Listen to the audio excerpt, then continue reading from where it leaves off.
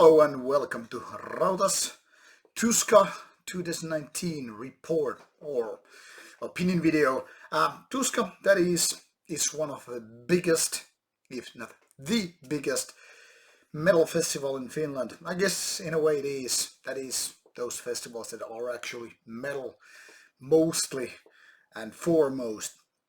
And Tuska has been there more than 20 years now. I have been there since the first time, but I certainly haven't been going there like every year, and the reason is simple as that. Some years they're better than some other years, so I'm kind of picky when it comes to that. But for past 3 years, during the existence of Rauta, I've been going there for obvious reason, to watch bands and to make some interviews. So we're gonna do a little bit of a recap here what this Tuska was all about. And as it is with the opinion videos, it's time to open a can of beer. This time we have some Kukko IPA by this Laitilan brewery. So let's open some beers and have a little taster. Yummy. Now, Tuska has always more or less had a set of interesting bands, bigger and smaller, from underground cult acts, from demo level bands to big names, like really big names.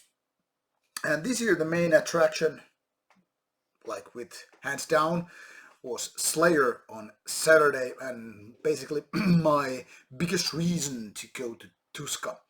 Also, other big names worth mentioning from the more heavier or extreme side of metal was obviously bands like Behemoth, Anthrax. Well, Anthrax is not that extreme, but anyway, and Dimmu Borgir. And obviously, I wanted to make some interviews with these more or less interesting bands, not only because they are to my liking, different varying degrees, but also because I think they would have made great content for Rauta channel, for you dear viewers, because that's who you are the ones that I've been making the reviews. Sorry for my kind of a lagging brain. I'm just kind of recovering from this kind of a nasty flu, so it's like my mind is just going there slowly. So I'm trying to pick out the pieces and puzzle them. I don't have any list of content to do, so excuse me for being a little slow today. But like I said, there were lots of interesting bands, but to be honest, very few which were like more important to me than the rest. And as it usually is for me anyway, I don't need too many bands during a whole weekend festival like Tuska from Friday to Sunday.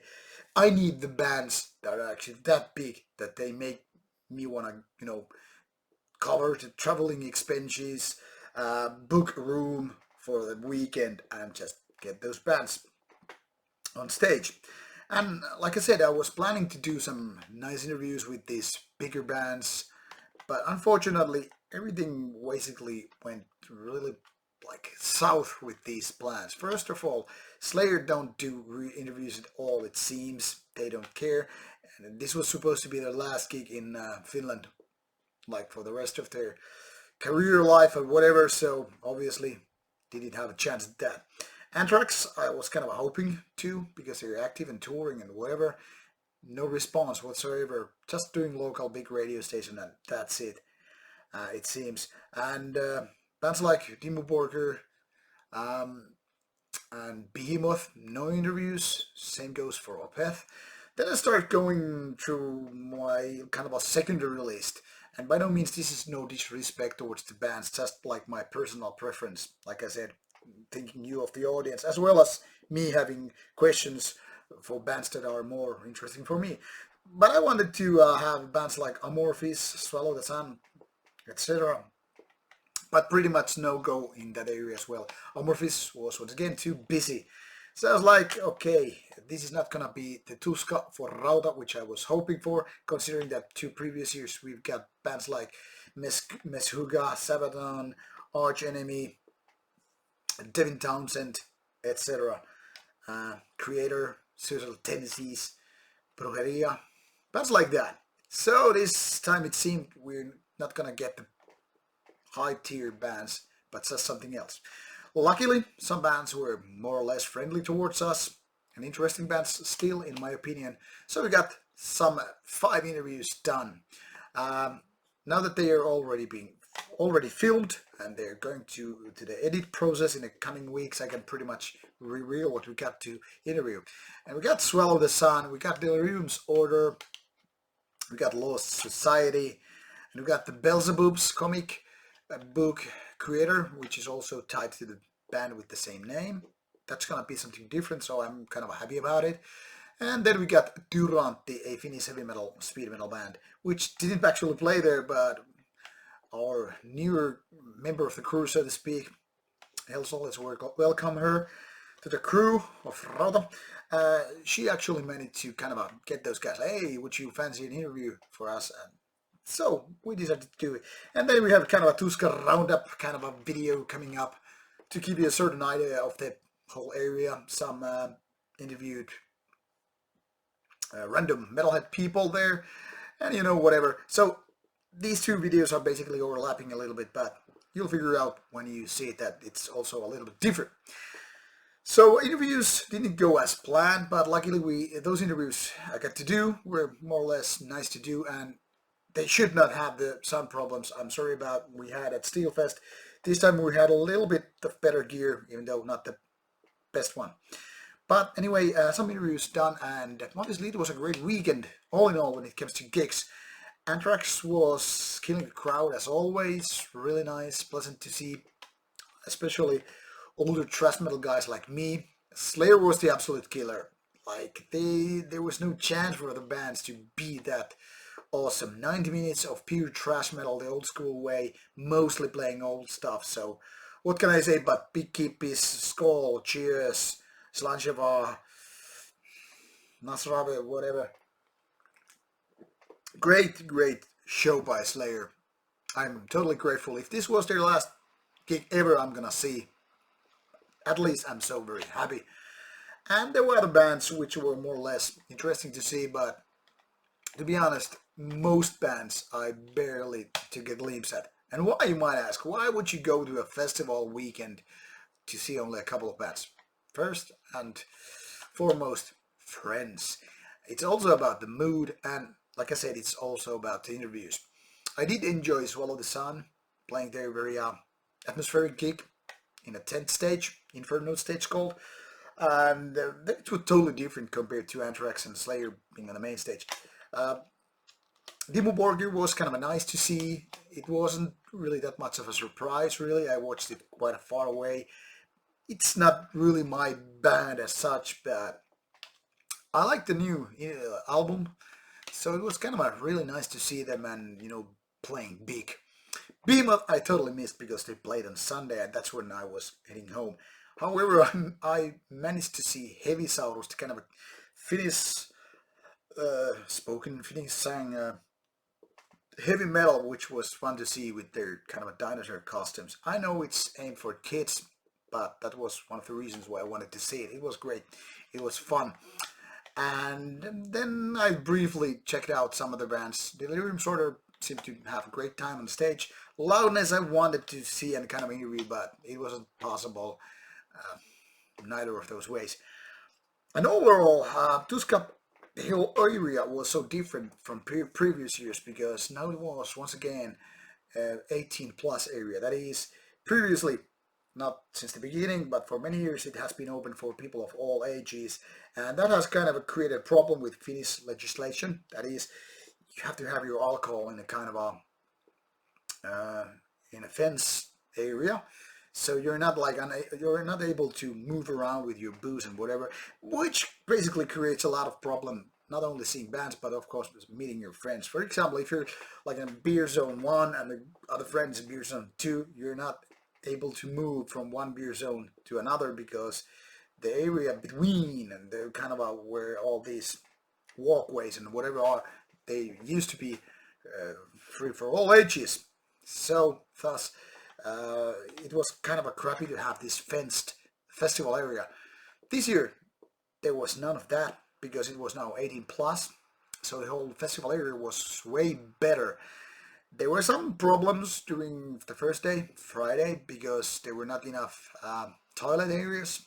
People were unable to find them, even if there were enough toilet areas. There were problems with beer, having too much, too lengthy lines, and suddenly some beer was like sold out, which then again was a good thing for me because these IPA beers got sold cheaper price and whatever. So good and bad sides, but these minor problems got easily and quickly fixed by Saturday when things were so much better, whether it was about buying beer and getting to the toilet or food or whatever.